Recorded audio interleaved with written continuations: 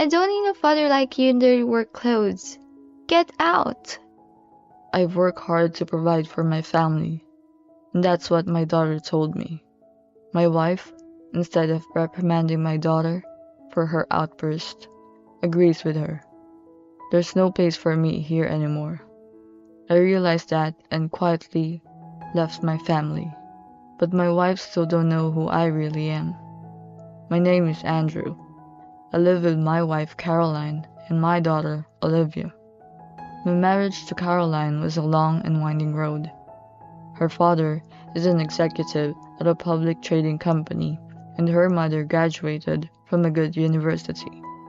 That's why when they found out I was working in a factory, my in-laws blatantly disrespected me and opposed our marriage. My father-in-law said, "A factory worker can't marry our daughter."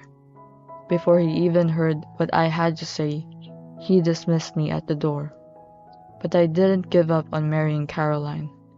I went to her parents' house many times. I begged Caroline's parents to listen to what I had to say, but they would continuously refuse. Then Caroline found out she was pregnant.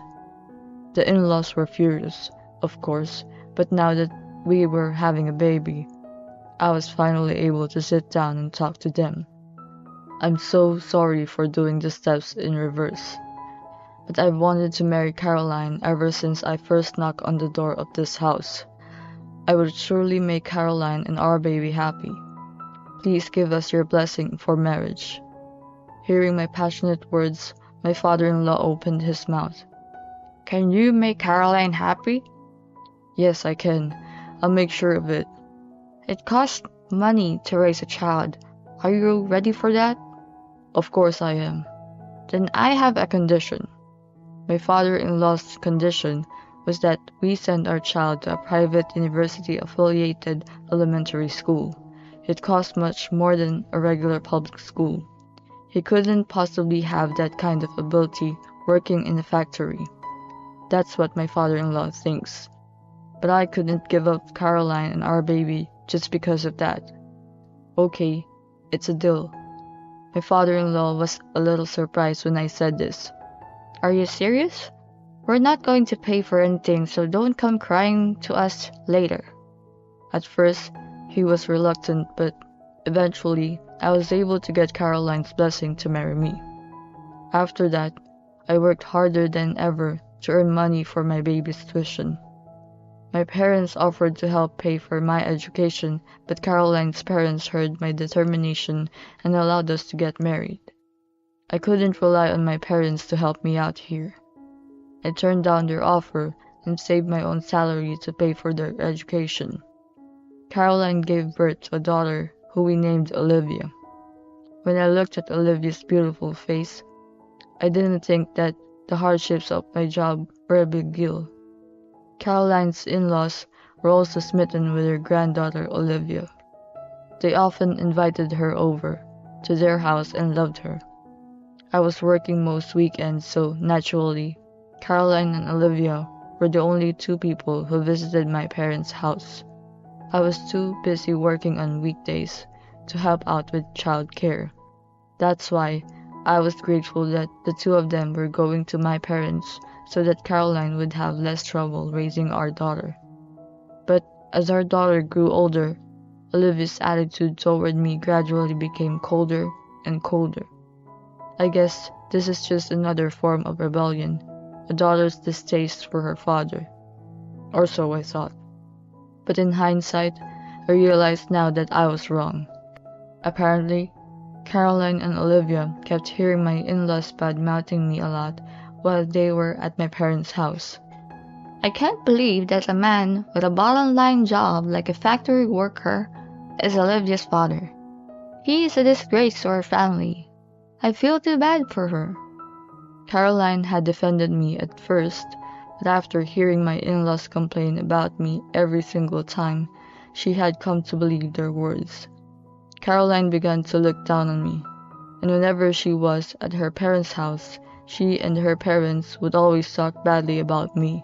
And of course, right next to her, Olivia would listen to her mother and grandparents. Eventually, Caroline started talking badly about me, not only at her parents' house, but also at home with Olivia. Don't marry a factory worker like your father, okay? You should find a rich man. Okay. There was no way my daughter was going to have a good impression of me under those circumstances, and Caroline was getting less and less interested in me. I'd come home late from work, and there'd be no dinner for me. I would ask her, "No dinner tonight?" and she would reply, You're working anyway, so why don't you just eat whatever you want on your way home? She doesn't even show any sign of love for me. On weekends, when I wake up, I won't see the two of them. When Caroline and Olivia come home late at night, I ask them, "Where have you been?"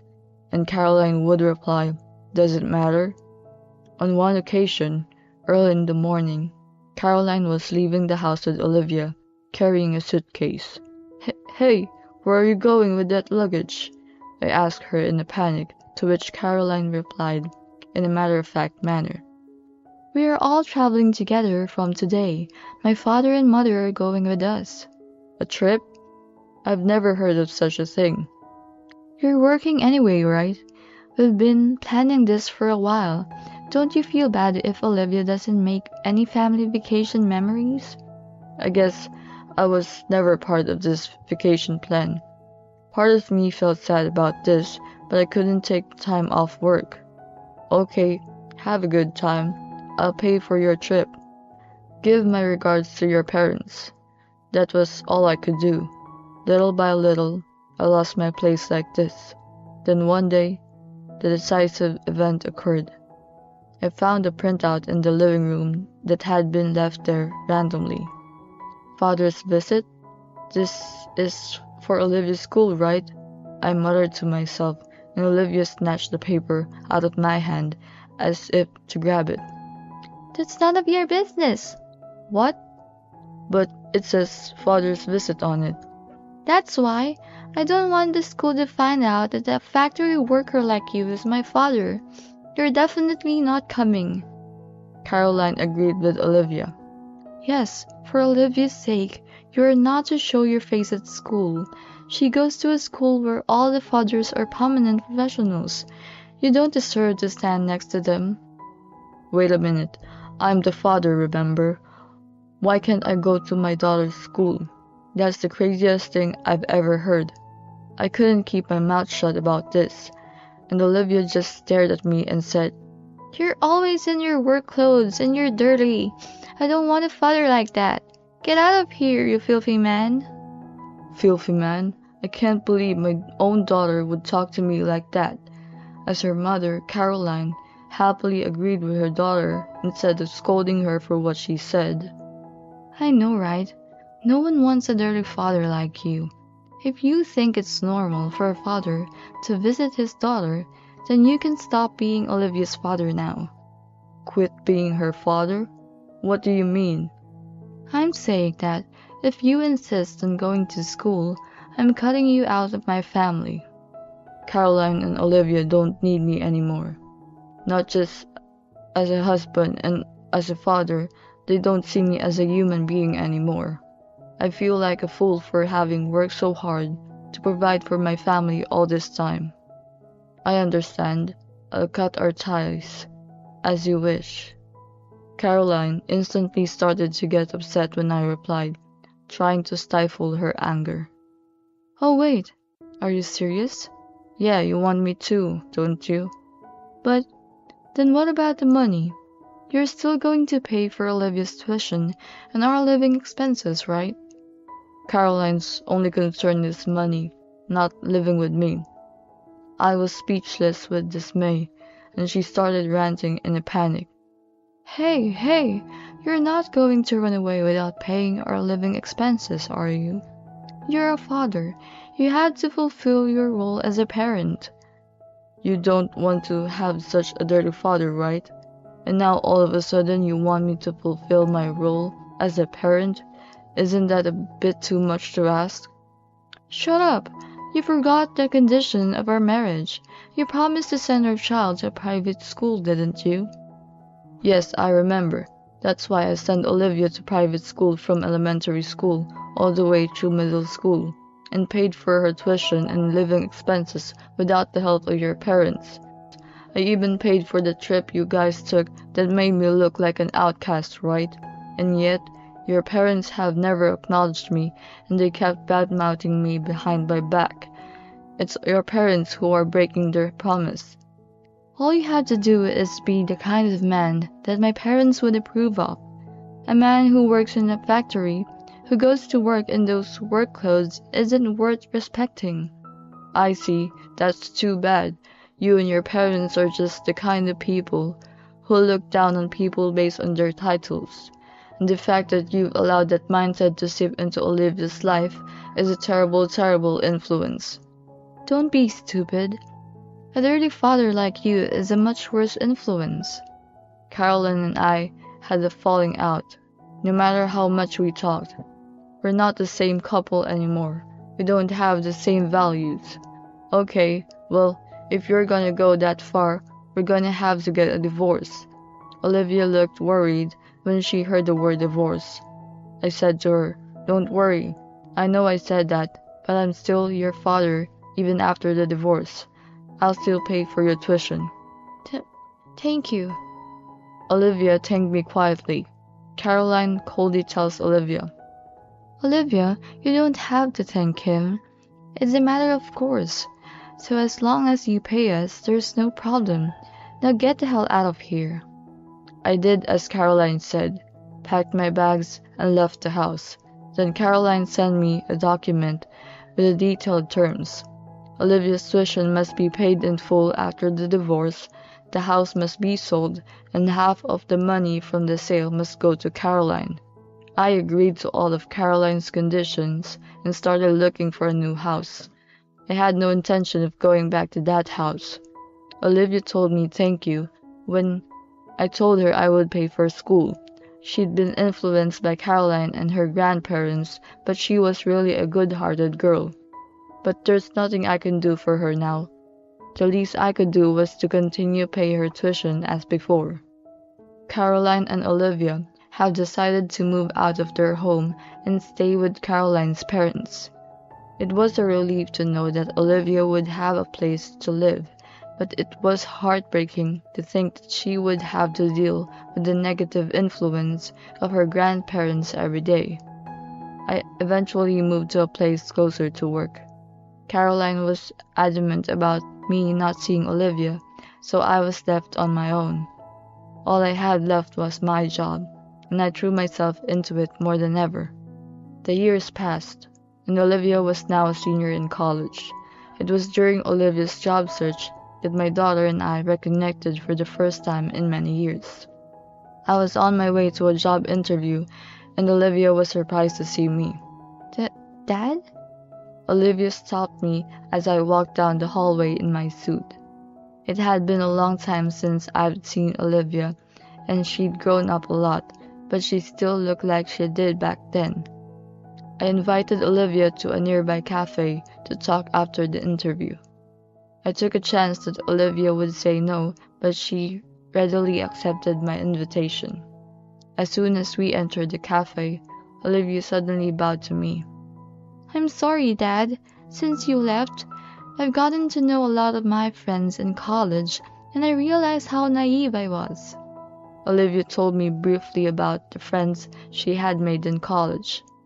I heard stories of people who had no money at home, but still wanted to go to college, so they took out loans and paid their own tuition. I see. There were other kids like me whose parents divorced, but their fathers didn't pay any child support, so they had to drop out of school in tears. When I realized their stories, I realized how blessed I was. I finally realized that I am the person I am today because you have been supporting me all these years. Olivia said that she listened to stories from the outside world. She finally realized that her mother and grandparents were entrenched in their own prejudices. When she pointed this out to Caroline and her family, they said that Olivia's words didn't resonate with them at all. She wanted to thank me someday and apologize for the horrible words she had thrown at me. But Caroline wouldn't allow Olivia to contact me, and she was adamant about not sharing my contact information with Olivia. If it hadn't been for this chance meeting, I would have never known about Olivia's feelings. We were both happy for this fortuitous turn of events. I gave Olivia my contact information, and we parted ways. It was later that evening when Caroline called me. I picked up the phone, and Caroline went off on one of her tirades. You went to see Olivia on your own? And you gave her your contact information? Caroline noticed that Olivia was acting strangely at home, so she questioned her. When Caroline pressed her, Olivia told her about meeting me. If she knows this much, then it's finally time. I contacted Olivia to put this plan into motion. The next day, I got a call from Caroline that was more aggressive than before. Hey, Olivia hasn't come home since yesterday. She left a note saying she was going to stay with you, but what does this mean? Is Olivia? Is it your place? Yes, she is. Make her go home now. Olivia's home is here. Olivia says she's not going back there. That can't be true. You're just making her say that. No, it's Olivia's intention. I'm sure you can think of why. I'm sure Olivia has corrected your mistakes many times before to you and your in-laws. Mistakes? What are you talking about? I'm talking about the way you people look down on people based on their titles. You think you're always right, and you don't even listen to the opinions of people around you. And Olivia has always said that you're wrong. Oh yeah, she has been saying naive things like that. But you know, when you get out into the world, she'll see that I was right. The world oppresses the weak. Weak people like you who work at the bottom of the pyramid. Our lives depend on the work of those who support us behind the scenes. Don't you have any gratitude at all? That's just a loser's howl, isn't it? The easiest way to understand a person's worth is to see how much they're paid. People who don't make much money don't have anything to say to those who do. Look at my father. He was the director of a public trading company, and he's still a director of an affiliated company. The fact that your father didn't recognize you as a factory worker for as long as he did is proof enough. So, nothing has changed for you and your parents? Of course they haven't. Why should we conform on your ideas? Are you stupid? You're right. You and I have fundamentally different ways of thinking. I understand that. You still don't have to refrain from this. What do you mean refrain? What do you think you can do? You'll find out soon enough what I can do. The following week, Caroline and her in-laws came to my apartment together. I let Caroline and her family through to my luxury condo, which was much larger than her parents' house. They looked at the spacious living room, widened their eyes, they bowed their heads and apologized to me. I'm sorry for everything we've done. Caroline also speaks in a very gentle and appealing tone. I didn't know you were the president of a company related to my father's. Why didn't you tell us about that? Why did you tell us you were working at a factory? Even before you and I got married, it was already decided that I would eventually take over that company, but I wanted to know more about the shop floor before I took over. That's why I worked at the factory for a few years, just like the people on the factory floor. I didn't tell you guys the truth because I wanted you to see me for who I am, not what I do. No way. You and your parents couldn't understand that the factory workers are the ones who support the company. We can't have someone like that on board of directors for our company. Hearing this, my father-in-law rushed to intervene. Wait. That's a misunderstanding. I never intended... What did you intend then? You looked down on me as a factory worker, and you kept bad-mouthing me to Caroline and Olivia at every opportunity. I despise people who measure their worth by their profession. It's bad for my daughter Olivia. I've had to put up with it because you've been taking care of Olivia for so long. Now that I have my daughter back, I don't have to put up with you. I was convinced that I had made the right decision for the good of the company by removing my father-in-law from his position. Caroline hung onto me and said, Andrew, I'm so sorry. I'll stay here with you. Olivia and I will live together again, and the three of us will be happy. What? Was there ever a time when the three of us lived together on good terms? Think back. You've always taken Olivia from me and made me an outcast. I don't have a single good memory of my marriage with you. But don't you feel bad for Olivia? You're the one to talk. You're the one who's been bad-mouthing me to Olivia. You're the one who tore our father-daughter relationship apart. Olivia has regretted that her whole adult life. Because of you, Olivia has suffered from guilt towards me all her life. But... Shut up. Get the hell out of here. I never want to see your face again. So I revoked my father-in-law's position and divorced Caroline. When they realized that I wasn't budging on my decision, they slumped their shoulders and shuffled off. Olivia, who had been watching from the back of the room, comes over to me with a relieved look on her face. Can I continue to stay here? Of course you can, Olivia. You're my precious daughter. You can stay here as long as you like. Thank you, Dad. Thus, Olivia and I were finally able to form a father-daughter bond. On the other hand, my father-in-law, whose position was revoked, was forced to live on his pension due to the loss of his income. With his pension, he could no longer afford the luxuries he had previously enjoyed, so he began working part-time as a janitor.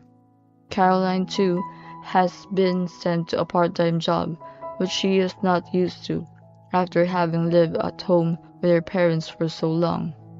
I wondered what Caroline would think if she were to hear her father's words now. I'm sure they now realize how foolish they were to think that way they did. But no amount of remorse will bring back the years that tore me and my daughter apart. I will never forgive Caroline and my in-laws. I'm going to make up for what they did to my daughter.